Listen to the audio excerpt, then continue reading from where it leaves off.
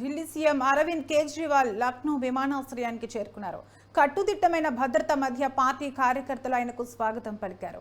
Supreme court మే 10న Aam Aadmi party convener కు June 1వ తేదీ వరకు మధ్యంతర బెయిల్ ఇచ్చింది. అయితే బెయిల్ నిబంధనల ప్రకారం ఢిల్లీ మద్యం కుంభకోణం కేసులో తన పాత్ర గురించి ఎటువంటి వ్యాఖ్యలు చేయకూడదు అన్నారు.